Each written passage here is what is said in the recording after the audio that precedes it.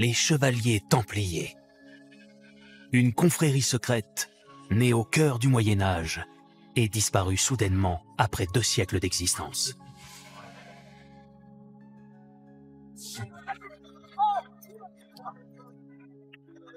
De ces hommes qui ont marqué l'histoire, on connaît surtout les légendes qui ont fait leur renommée. Leur manteau blanc frappé de la Croix-Rouge, les richesses qu'ils auraient amassées, leur ardeur et leur discipline au combat. C'étaient des troupes d'élite, les forces spéciales du XIIe siècle. Mais près de 1000 ans après leur disparition, de nombreux mystères entourent encore le mythe de ces soldats du Christ. Est-ce que ce sont des prêtres, des moines, des chevaliers? Qui sont-ils? Un chroniqueur anglais parlait d'une sorte de nouveau monstre. Qui a été à l'origine de la création de l'ordre du Temple? Quelle était sa véritable mission? Comment a-t-il pu devenir si vite aussi puissant? À la fin du XIIe siècle, les Templiers étaient devenus une organisation d'envergure internationale.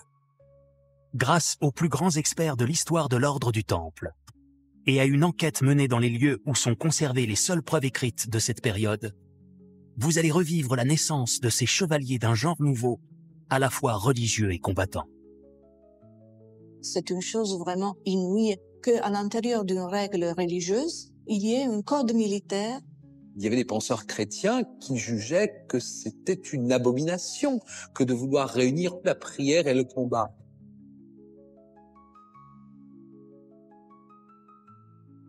Des terres arides d'Orient jusqu'aux plus grandes cours royales de France et d'Angleterre, vous allez découvrir l'ascension irrésistible des premiers Templiers et comprendre comment ils ont rallié à leur cause le pape, les rois et les peuples de l'Europe tout entière. Les gens ont commencé à offrir d'énormes sommes d'argent et à faire de nombreux dons à l'ordre du Temple.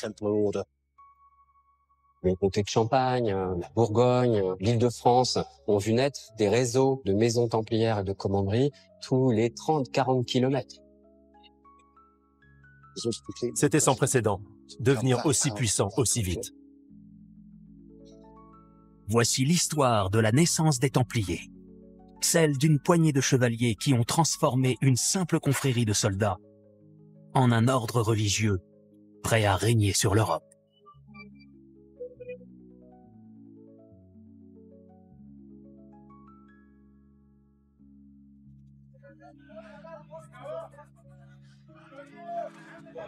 Jérusalem.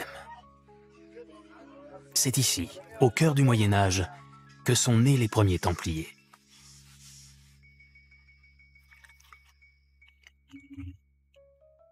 Ils ne sont alors qu'un petit groupe de chevaliers. Ils sont quasiment sans ressources. Mais tous ont été entraînés au combat et sont d'une grande piété. Ils ont fait vœu de dédier leur existence à une cause nouvelle. La protection de la Terre Sainte et des chrétiens qui viennent s'y recueillir.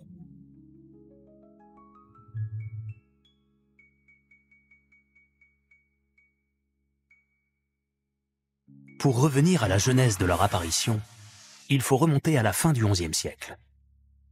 À l'époque, le monde religieux est divisé. À l'ouest, la grande majorité de l'Europe est sous l'autorité de l'Église chrétienne et du pape. L'islam domine le nord de l'Afrique, le sud de l'Espagne et le Proche-Orient, où les Turcs menacent directement l'Empire byzantin et sa capitale Constantinople, fief des chrétiens orthodoxes.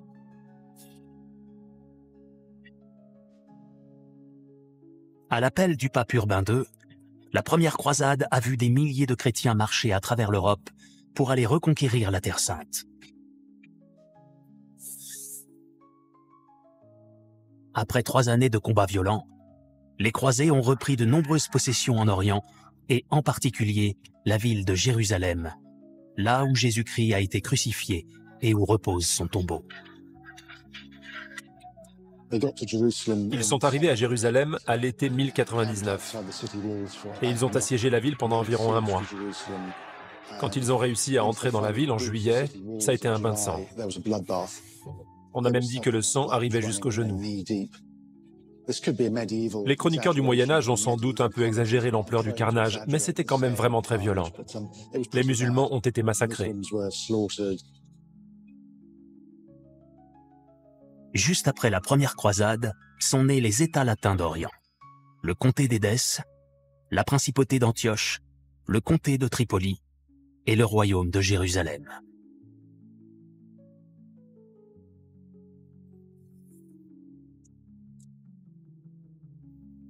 L'ironie, c'est qu'après ce voyage épique de 3 années, au cours duquel des dizaines de milliers de croisés ont dévasté toutes ces villes, la plupart sont tout simplement rentrés en Europe.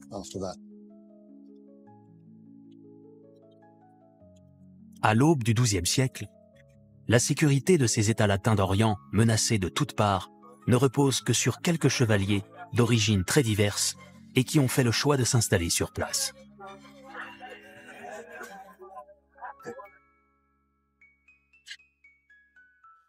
Le défi pour ceux qui sont restés en Orient après la première croisade était de transformer leurs possessions assez réduites en vrais territoires qui pouvaient perdurer sur le long terme. Mais d'un point de vue militaire, ils avaient face à eux de nombreux ennemis. À Damas, avec une armée de plusieurs milliers d'hommes, et à Alep aussi, où les troupes étaient encore plus nombreuses. Quant à l'Égypte fatimide, elle pouvait lever une armée de 15 000 hommes. Vu que dans les États croisés, au cours des premières années, il n'y avait que quelques centaines de chevaliers et un contingent d'infanterie à peine plus important, le défi était difficile à relever.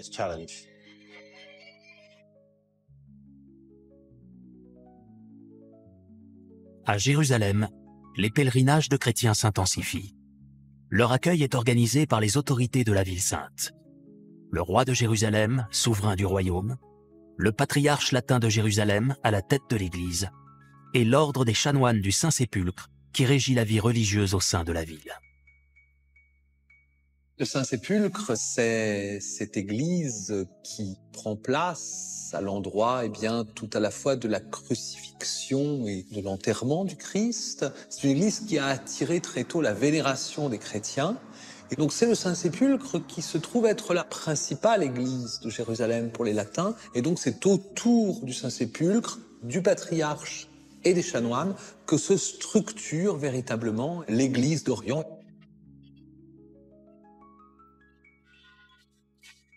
À leur côté, les membres de l'ordre des Hospitaliers de Saint-Jean de Jérusalem aident à accueillir les pèlerins et soigner les malades. Mais garantir leur sécurité devient de plus en plus difficile. Les pèlerins qui arrivaient à Jérusalem étaient sans cesse sous la menace de raids, de guérillas, de guet-apens. Et donc tous les pèlerins qui arrivaient à Jérusalem pouvaient se faire attaquer dans les environs proches ou lointains de la ville sainte. Donc finalement, les abords de cette terre sainte n'étaient pas sécurisés.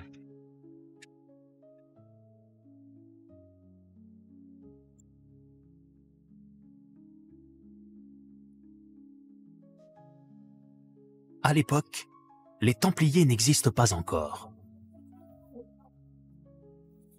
Les soldats dédiés à la sécurité des pèlerins se font appeler les Milites Sancti Sepulchri, les chevaliers du Saint-Sépulcre.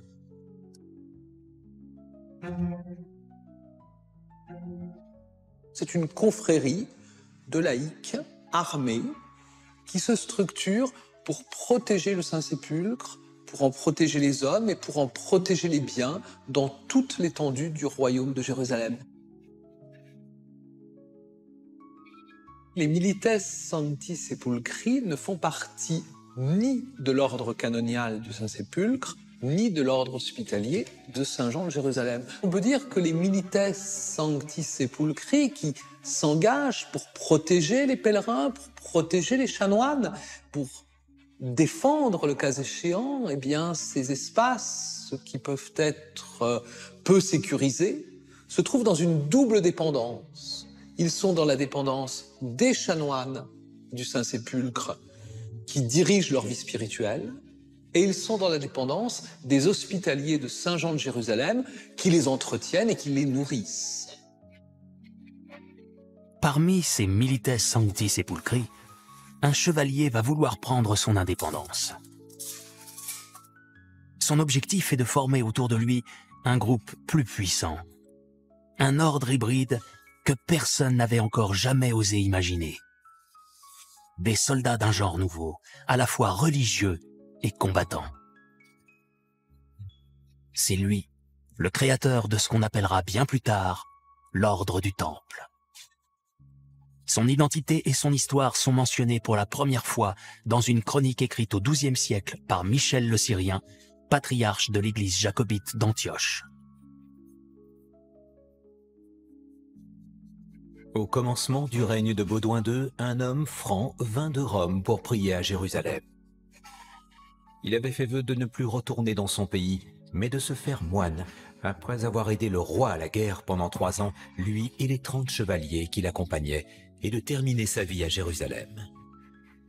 Quand le roi et ses grands virent qu'il s'était illustré à la guerre, ils conseillèrent à cet homme de servir dans la milice, avec ceux qui s'étaient attachés à lui, au lieu de se faire moine pour travailler à sauver son âme seul et de garder ses lieux contre les voleurs.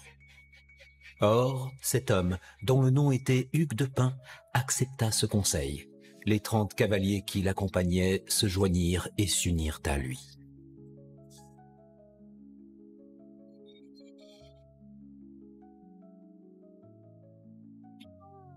Hugues de Pint. Né dans le comté de Champagne vers 1070, dans un petit village dont il porte le nom, situé à 12 km de la ville de Troyes. Fils d'un seigneur champenois, il est chevalier au service du comte Hugues de Champagne.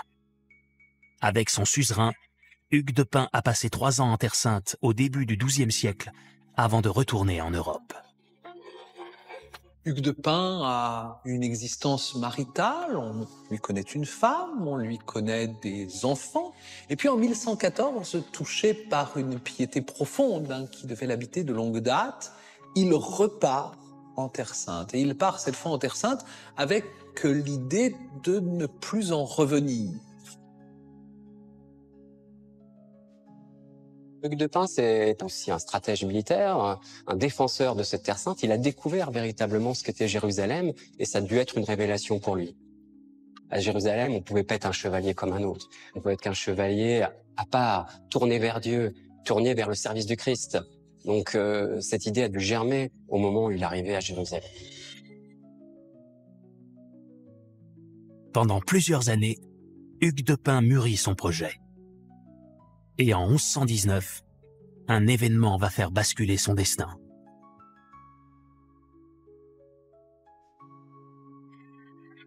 Le 28 juin 1119, les musulmans de la ville d'Alep attaquent la principauté d'Antioche. La violence des combats sera telle que l'événement sera baptisé en latin Ager Sanguinis, la bataille du champ du sang.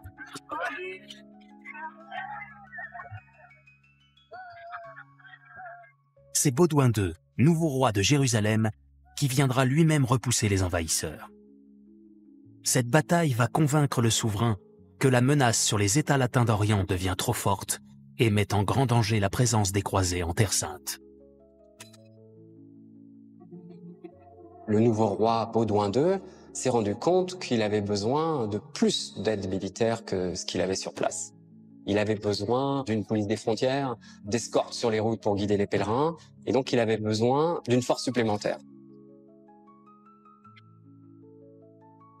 C'est le 16 janvier 1120, dans la petite ville de Naplouse, située au nord de Jérusalem, que va se dérouler un concile qui va changer le cours de l'histoire.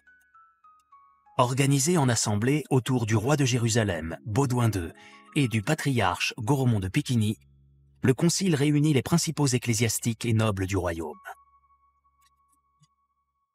Ce jour-là, les 2 hommes vont approuver le projet imaginé par Hugues de Pint, la création d'un nouvel ordre de chevaliers, à la fois religieux et militaire, entièrement dédié à la défense de la Terre Sainte. L'opportunité a été saisie par le roi et par le patriarche, ensemble, de faire le pari que cette communauté pouvait être opératoire. Et le patriarche a joué le jeu, ce qui était à l'origine pas forcément gagné, parce qu'en s'autonomisant quelque part, ces chevaliers qui s'étaient rassemblés dans l'ombre du Saint-Sépulcre, eh bien, se détachaient du patriarche.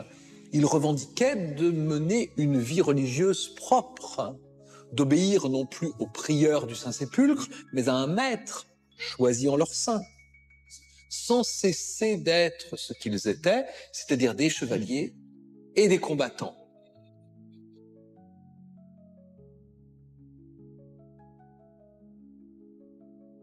C'est le roi Baudouin II lui-même qui offrira aux membres de ce nouvel ordre un endroit pour s'installer. Ce lieu est mentionné dans une autre chronique écrite au XIIe siècle par l'archevêque Guillaume de Tyr, l'un des premiers historiens des croisades. Dans le cours de la même année, quelques nobles chevaliers se consacrèrent au service du Christ et firent profession de vivre à jamais dans la chasteté, l'obéissance et la pauvreté. Comme ils n'avaient ni église, ni résidence fixe, le roi leur concéda un logement dans son palais, qui est situé auprès du temple du Seigneur.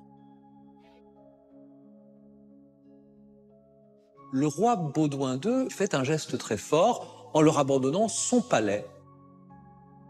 Le palais de Baudouin s'étendait au sud du mont du Temple, sur l'ancien palais du roi Salomon, c'est-à-dire juste au sud d'un monument majeur, qui est le dôme du Rocher, l'ancien temple de Salomon, dont Hugues de Pint et ses coreligionnaires vont capter en quelque sorte le nom en se faisant appeler les pauvres compagnons de combat du Christ et du temple de Salomon.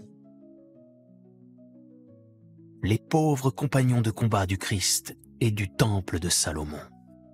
Plus tard, ce nom sera raccourci, et l'ordre le plus marquant de toute l'histoire sera plus simplement baptisé l'ordre du Temple.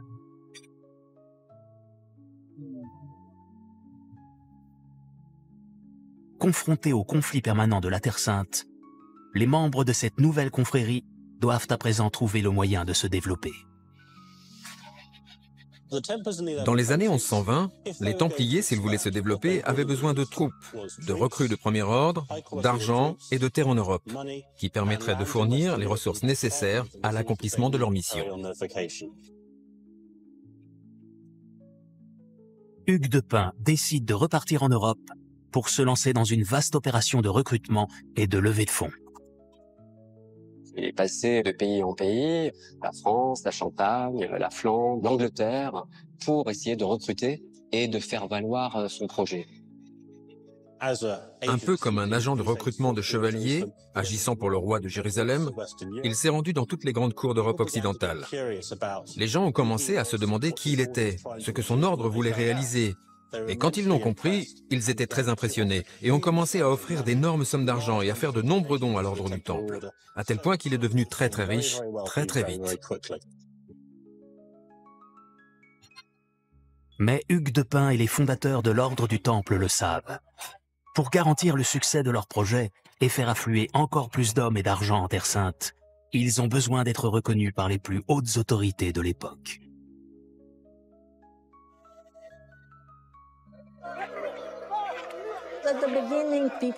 Au début, les gens se posaient des questions. Est-ce que ce sont des prêtres, des moines, des chevaliers? Qui sont-ils? Un prêtre ou un moine n'est pas censé tuer, mais ce sont des combattants. Il y avait des penseurs chrétiens qui jugeaient que c'était une abomination que de vouloir réunir en un même charisme religieux la prière et le combat.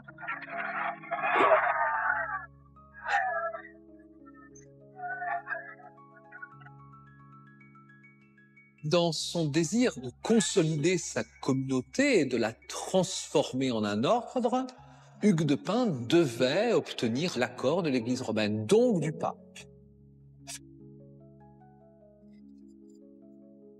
Pour obtenir l'aval du pape, Hugues de Pint va faire jouer ses relations dans une région proche de sa ville de naissance, la Bourgogne.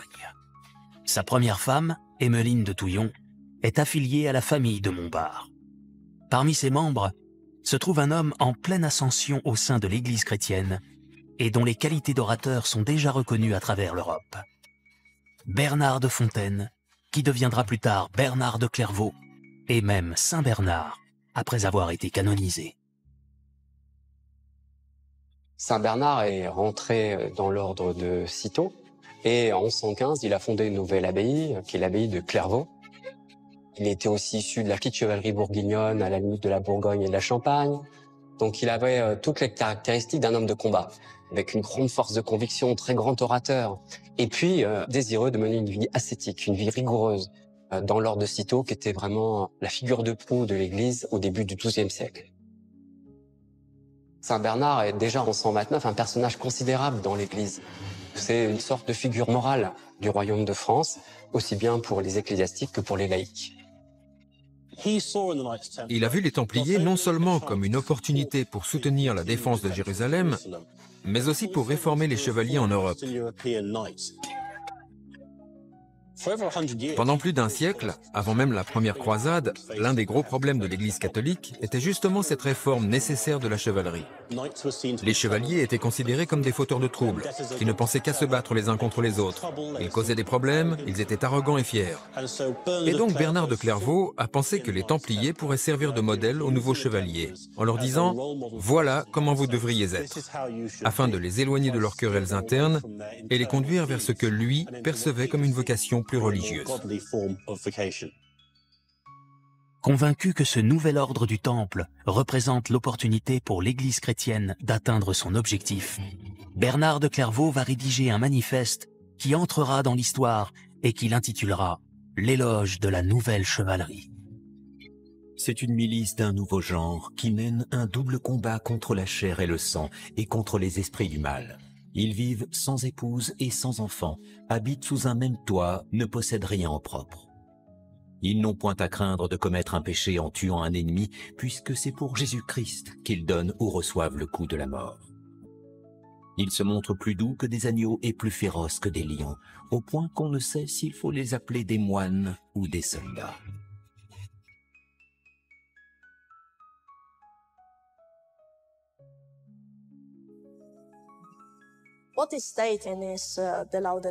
Ce qui est dit dans son éloge de la nouvelle chevalerie, c'est bien sûr qu'il est justifié de tuer ses ennemis, mais pas seulement.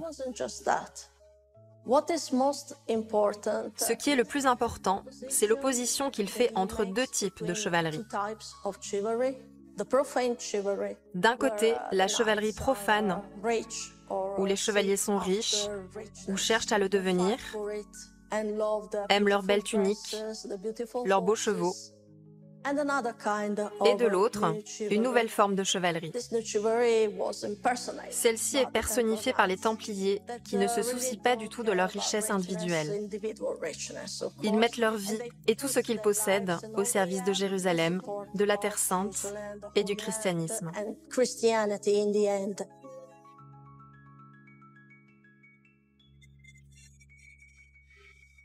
Le 13 janvier 1129, les autorités de l'Église chrétienne organisent le Concile de Troyes en y réunissant, sous l'égide de Bernard de Clairvaux, un représentant du pape, des membres du clergé, des nobles et des représentants de l'ordre du Temple.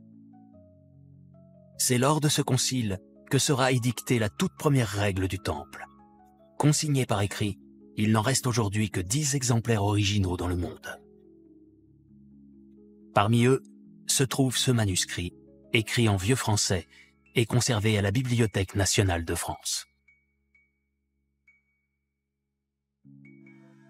Le manuscrit contient d'abord la règle du Temple.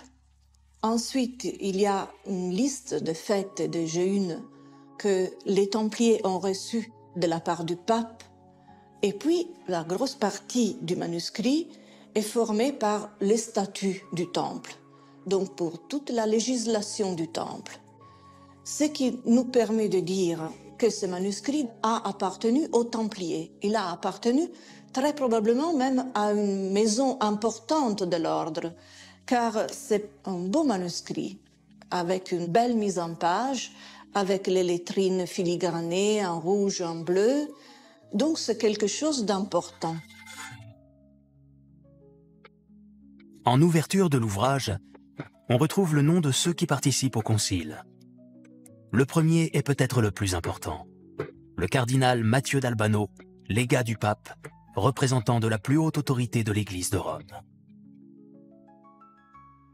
S'ensuit une liste de plusieurs personnes réunies dans la cathédrale de la ville de Troyes. Parmi elles, des religieux importants, les archevêques de Reims et de Sens, 10 évêques, dont ceux de Soissons, Paris, Troyes, Orléans, Auxerre ou Beauvais. 8 abbés, dont bien sûr Bernard, abbé de Clairvaux. Des nobles, comme le comte Thibaut de Champagne ou Guillaume, comte de Nevers. À la fin sont nommés les 6 Templiers présents au Concile de Troyes, et parmi eux, frère Hugues de Pin, maître de la chevalerie. Sur les 12 feuillets de ce manuscrit, rédigé sur un parchemin en peau de mouton, se trouvent toutes les prescriptions que les pères du Concile de Troyes vont donner aux membres de l'ordre du Temple. Le rythme des prières lorsqu'ils sont au combat, le soin qu'ils doivent accorder à leurs chevaux, ou la nourriture qu'on leur conseille de manger. Vous devez manger de la viande 3 fois par semaine. Tout est consigné dans le moindre détail. Contrairement aux moines, les Templiers, eux, ne peuvent pas jeûner trop souvent ou être privés de sommeil. Ils doivent disposer de toute leur force pour partir au combat. Les frères qui sont épuisés pour les grands services rendus à l'ordre du Temple peuvent éviter de se lever pour les prières de la nuit, avec l'accord du maître.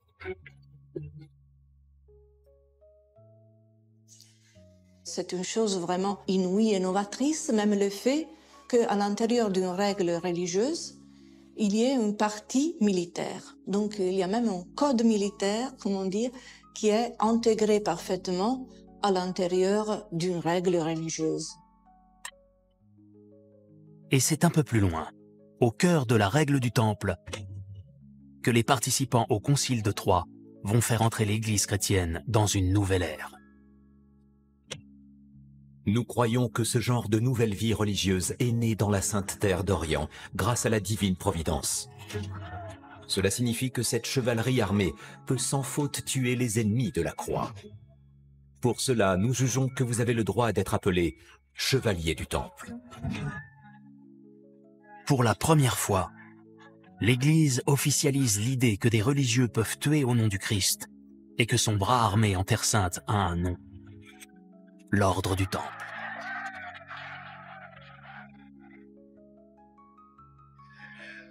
C'est le Concile de Troyes qui marque la naissance de l'ordre du Temple et qui transforme la communauté réunie autour du Hugues de Pin à Jérusalem en une structure de l'Église latine.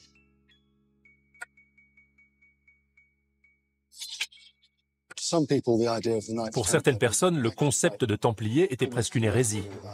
Un chroniqueur anglais de l'époque, qui s'appelait Henry de Huntington, parlait d'une sorte de nouveau monstre.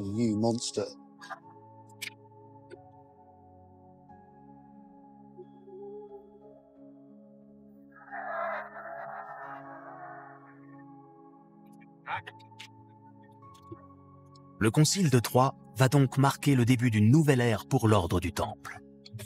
Et la renommée de ces nouveaux chevaliers de Dieu va immédiatement se répandre dans toute l'Europe. Après le Concile de Troyes, tout a changé assez rapidement, car ce nouvel ordre a séduit le monde occidental, et notamment l'aristocratie. Avec les Templiers, les nobles ont trouvé le moyen de faire des donations à une institution qui était bien différente des ordres religieux traditionnels.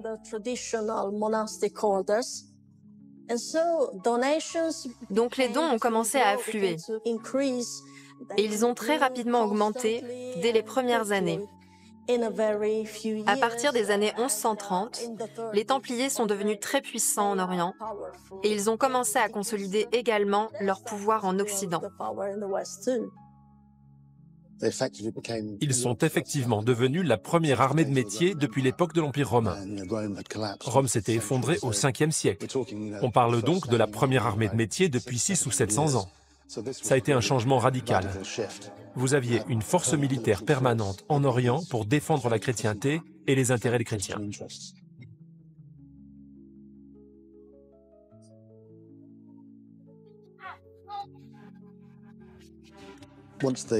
Une fois que les dons de terre et d'argent ont afflué, ils ont pu entraîner les hommes à se battre.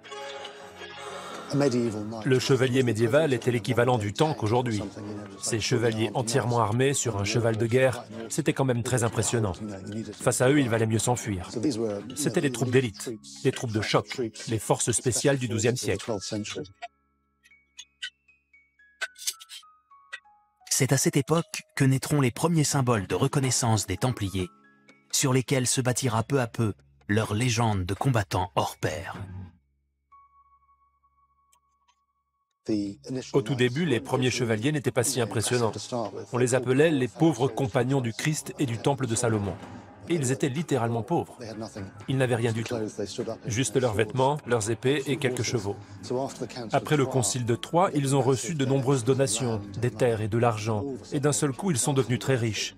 Et le manteau blanc fait partie de cette nouvelle image.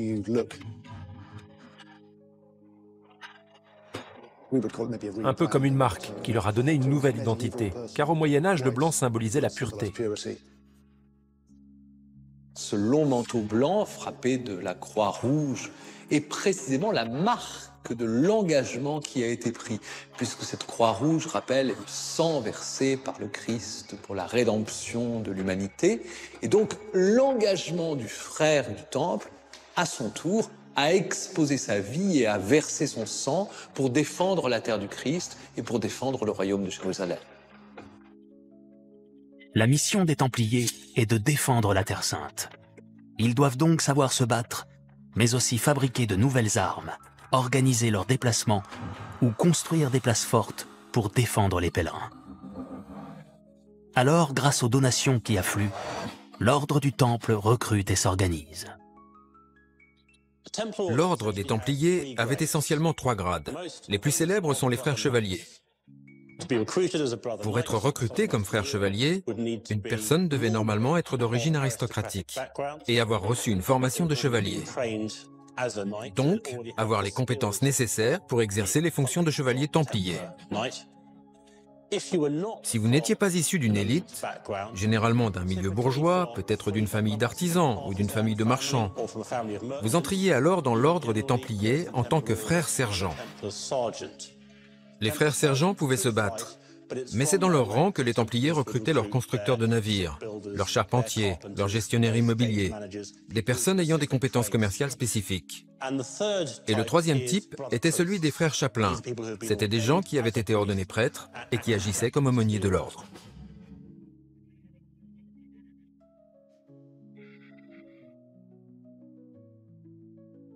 Le postulant, lorsqu'il entre au temple, s'oblige à un certain nombre de choses. Et ces obligations prennent place dans le cadre d'une cérémonie. Et le moment absolument décisif est celui où l'on passe le manteau de templier autour du cou du postulant. Là, véritablement, il entre dans la fraternité du temple et ensuite, immédiatement, il jure de respecter les vœux de chasteté, de pauvreté, d'obéissance, et il jure aussi de combattre par tous les moyens qui sont en son pouvoir pour la Terre Sainte. On parle parfois là d'un 4e vœu, et c'est quelque chose de tout à fait essentiel, car un templier, quel qu'il soit, chevalier, sergent d'armes, frère de métier ou chapelain, qu'il soit en Occident ou en Orient, concourt dans l'idéal à la défense de la Terre Sainte. C'est une entrée en confraternité, une entrée dans un ordre, d'où l'importance du manteau, d'où l'importance de l'épée, d'où l'importance du serment.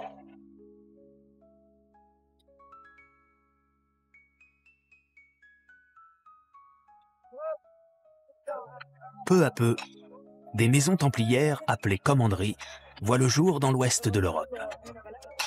Les frères y vivent en respectant scrupuleusement les préceptes de la règle du Temple et en ne poursuivant qu'une seule mission, se préparer à aller combattre en Orient et faire fructifier les possessions de l'ordre pour financer la guerre sainte. Une commanderie, c'est un grand bâtiment avec un logis de résidence, avec les bâtiments communs, la grange pour stocker les récoltes, et puis surtout une chapelle, puisque dans la commanderie, c'est là que le frère chapelain va officier, il va faire les heures canoniques pour l'ensemble des frères.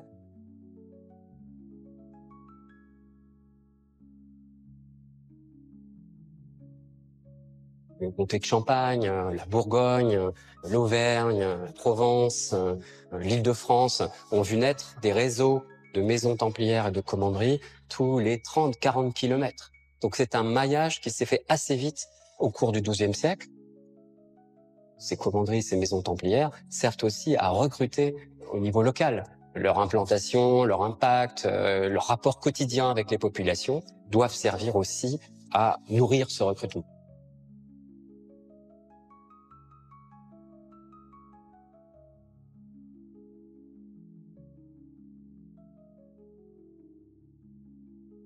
En 1136, Hugues de Pint, le premier grand maître templier, meurt après être retourné se battre en Orient.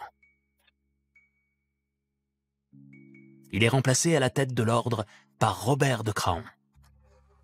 Robert de Craon organise avec brio le fonctionnement et la gestion des commanderies qui continuent à se développer grâce aux dons qui affluent de toutes parts.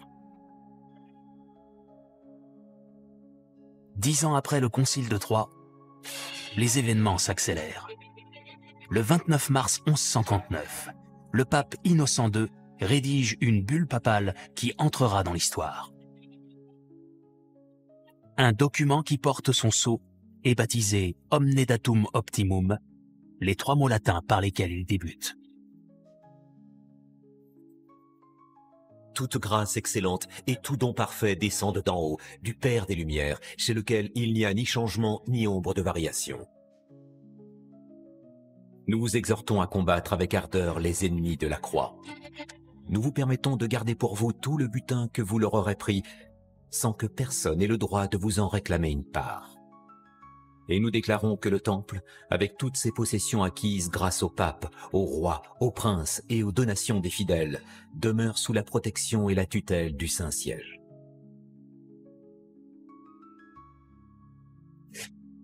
Selon ce texte, non seulement les Templiers peuvent conserver les richesses accumulées au cours des batailles contre les musulmans en Terre Sainte, mais ils se placent sous l'autorité d'une personne et d'une seule, le pape lui-même. Personne ne peut vous forcer à payer les dîmes, mais nous vous confirmons la possession et la jouissance des dîmes que vous aurez obtenues avec l'assentiment des évêques, afin que vous ayez la plénitude du salut et du soin de vos âmes. Pour la célébration des offices divins et pour donner les sacrements ecclésiastiques, vous pouvez accepter et garder avec vous des clercs et des prêtres. Nous vous concédons la faculté de construire des oratoires dans tous les lieux rattachés au temple, afin que vous puissiez entendre les offices et y être enterrés, car il est mauvais pour votre conversion des mœurs que les frères du temple, en allant à l'église, se mêlent à la tourbe des pécheurs et des fréquentateurs de femmes. L'ordre du Temple ne paiera plus d'impôts à l'Église. Il aura le droit d'en percevoir sans passer par les évêques, pourra former ses propres prêtres, construire ses propres églises. Et tous ceux qui remettront en cause cette protection du pape encourront l'excommunication.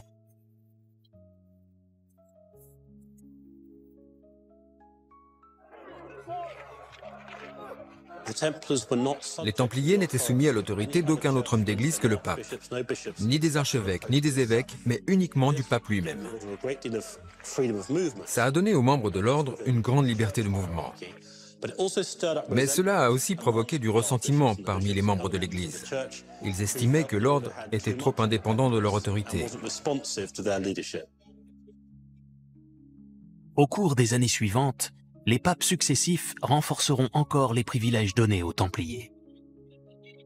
En 1144, dans sa bulle Milites Templi, le nouveau pape Célestin II demande expressément à tous les évêques et archevêques de recueillir des dons auprès de leurs fidèles pour contribuer à la mission des chevaliers templiers.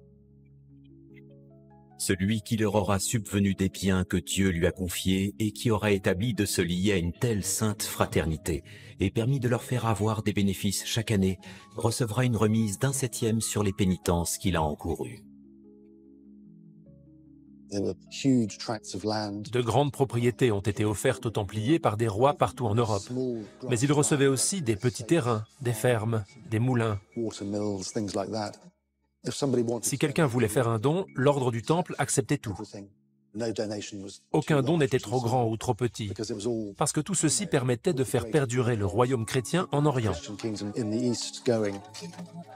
Il était donc très bien vu pour un chrétien de faire un don aux Templiers. C'était bon pour le salut de son âme et sa vie dans l'au-delà. Ça réduisait le temps au purgatoire. Il était assuré d'aller au bon endroit quand son heure serait venue. En 1145, une nouvelle bulle papale offre le droit aux Templiers d'enterrer leurs frères dans leur propre cimetière et de voyager dans toute l'Europe en toute liberté. De 1129 à 1146, on peut comparer les Templiers à une entreprise qui serait passée de petite start-up à multinationale en à peine 17 ans. Même aujourd'hui, le faire aussi vite serait impressionnant. Au Moyen-Âge, c'était sans précédent qu'un si petit groupe de personnes devienne aussi puissant aussi rapidement. Ce n'était jamais arrivé.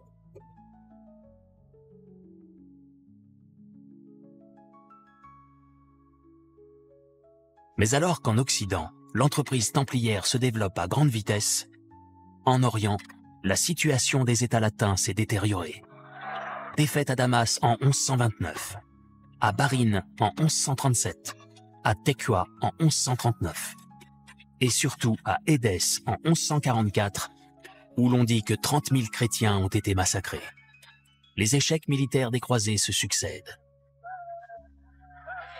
Alors, ce ne sont pas les revers des Templiers, ce sont les revers de l'armée du royaume de Jérusalem qui commence à intégrer en son sein quelques dizaines peut-être de Templiers. Mais ces revers sont cuisants. Les Templiers ne pesaient encore que très peu sur l'armée et les qualités d'ordre et de discipline que l'on leur connaît ne se sont pas véritablement imposées.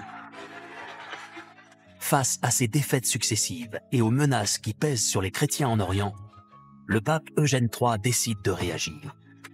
Avec la bulle pontificale Quantum Praedecessores, il lance un appel à une nouvelle croisade. C'est Bernard de Clairvaux lui-même qui est chargé de mobiliser la population.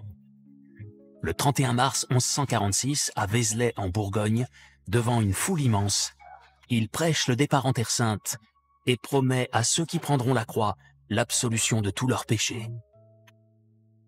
Parmi les nombreux souverains de toute l'Europe qui se joignent à la deuxième croisade, se trouvent Louis VII, roi de France, et son épouse Aliénor d'Aquitaine. Et pour les aider dans leur entreprise, il se tourne vers ceux qui disposent de suffisamment de moyens. Les Templiers. En 1147, au moment de la seconde croisade, Louis VII va demander des moyens financiers à l'ordre du Temple.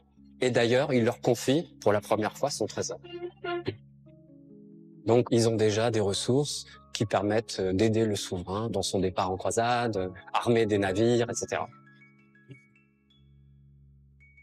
Ce sont les Templiers qui servaient d'éclaireurs, d'avant-garde, de protecteurs, de guides tout au long de la route. Et la route de la croisade est très compliquée pour Louis VII.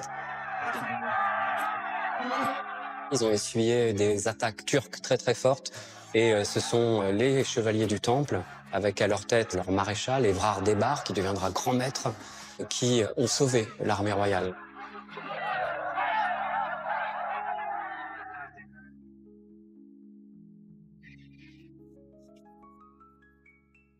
Louis VII n'est pas le seul à s'engager dans la deuxième croisade. Conrad III, roi de Germanie, fait lui aussi route vers la Terre Sainte, avec près de 20 000 hommes à ses côtés. Mais dès les premiers mois de combat, les armées des deux rois subissent des revers terribles face aux musulmans. Le mont Cadmos, Dorilé, Inab, les défaites se succèdent et les morts s'accumulent. Financer cette croisade qui s'enlise commence à coûter cher aux deux souverains.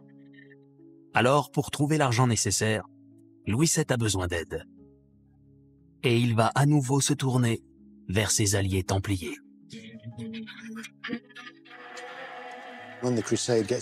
Lorsque la croisade a subi ses premières défaites en 1148, Louis VII s'est tourné vers le grand maître du Temple et lui a dit « Pouvez-vous nous aider ?»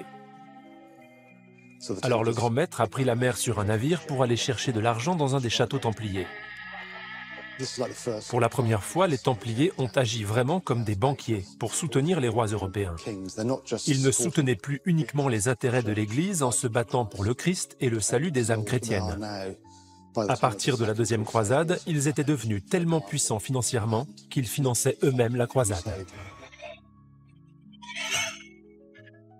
Malgré l'aide financière des Templiers, les troupes du roi de France et du roi de Germanie ne parviendront à reprendre aucun territoire aux mains de leurs ennemis.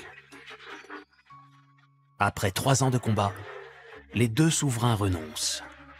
Une croisade pour rien, qui bénéficiera pourtant à l'ordre du Temple.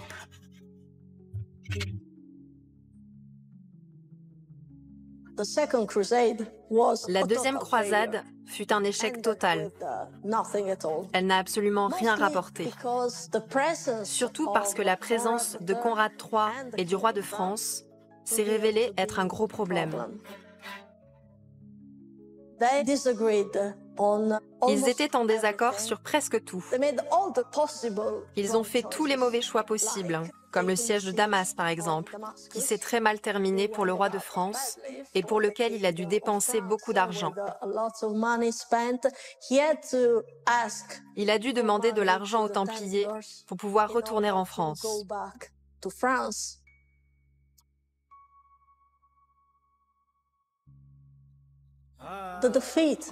L'échec de cette deuxième croisade a probablement aidé les Templiers.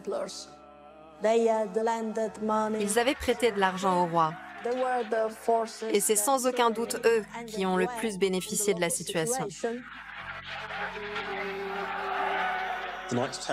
Les Templiers ont montré, à la fois en prêtant de l'argent au roi de France et en réorganisant son armée, à quel point ils pouvaient être efficaces. Et ça, les rois de France ne l'oublieront pas.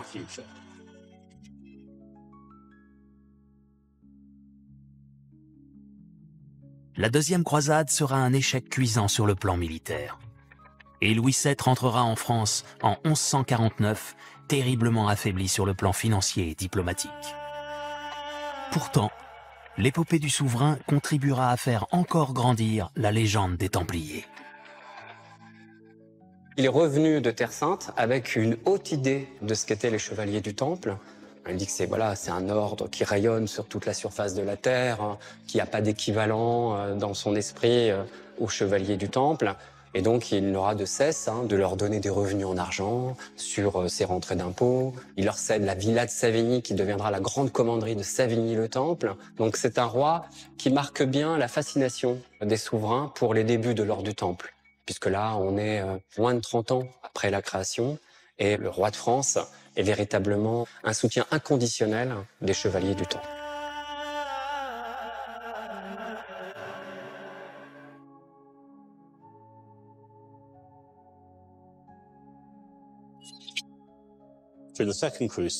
Pendant la deuxième croisade, les Templiers ont pu fournir leur propre contingent armé, tout en poursuivant le développement de leurs activités au sein des États latins d'Orient.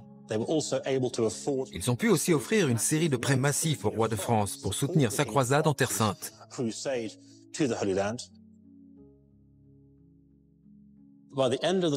À la fin du XIIe siècle, les Templiers étaient devenus une organisation d'envergure internationale.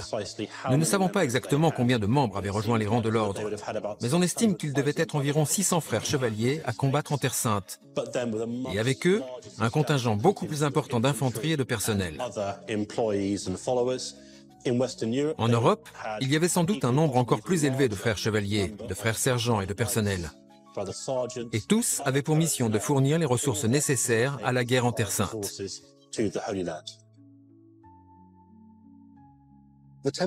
On a souvent dit que les Templiers étaient avares, mais je crois qu'ils étaient surtout d'excellents hommes d'affaires. À partir de la deuxième moitié du XIIe siècle, l'ordre du Temple va devenir de plus en plus puissant. Soutenu par le pape et les rois, il va accumuler des richesses considérables, construire des commanderies à l'ouest et des châteaux en Orient. Et ses rangs ne vont cesser de grossir.